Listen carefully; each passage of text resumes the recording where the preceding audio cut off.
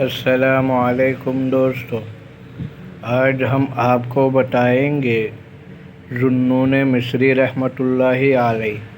ذوالنون مصری رحمۃ اللہ علیہ فرماتے ہیں کہ میں جبل لقام کی سیر کر رہا تھا، ناگہاں ایک جنگل میں میرا گزر ہوا جہاں بہت سے درخت اور سبزہ زار تھا۔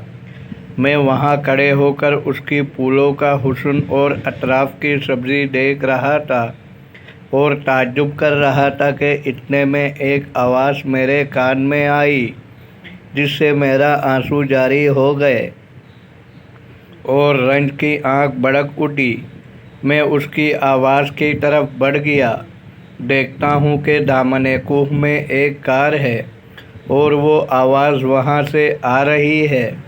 میں نے اس میں جھانکا تو دیکھا وہاں ایک عابد ہے اور وہ کہہ رہا ہے، پاک ہے تو اے خدا جس نے مشتاقوں کی تفریح باغ طاعت میں کی ہے، پاک ہے وہ ذات جس نے عقل مندوں کو یہ سمجھا دیا ہے کہ وہ اس کی سوا غیر پر اعتماد نہیں کرتے، پاک ہے وہ ذات جس نے اہل محبت کی نفس کو دریائے محبت پر پہنچایا ہے اور وہ اس کی طرف مائل ہوتے ہیں۔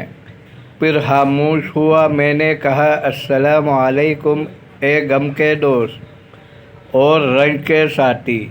کہا، وعلیکم السلام، تم کیوں کر پہنچے ایسے شخص کے پاس جو لوگوں کی سوال سے ڈر کر تنہا رہتا ہے اور محاسبہ نفس میں مشغول ہوا ہے اور لوگوں کی اقوال میں غور یا خوض ترک کر دیا ہے؟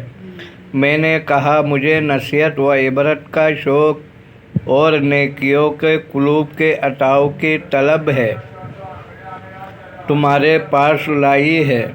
انہوں نے کہا، اے جوان، اللہ تعالیٰ کے کچھ بندے ایسے ہیں کہ ان کے دلوں میں محبت کا چکماک نے عشق کی آنکھ جلائی ہے، وہ شدت اشتیاق کی سبق ریاض الملکوت کی سیر کرتے پھرتے ہیں اور ان کے واسطے حجاب جبروت میں جو کچھ پوشیدہ ہے اس کا ملاحظہ کرتے ہیں۔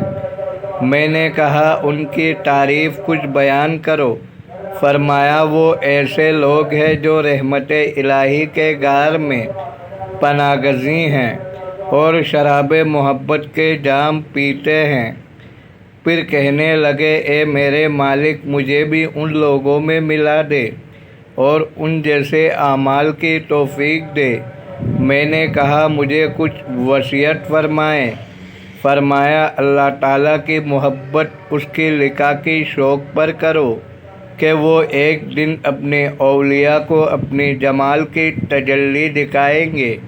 دوستو، اگر آپ کو ویڈیو اچھی لگی ہے تو لائک کریں، شیئر کریں، چینل کو سبسکرائب کریں۔ اپنے بہت سارے خیال رکھیے گا۔ ملتے ہیں اگلے ویڈیو میں۔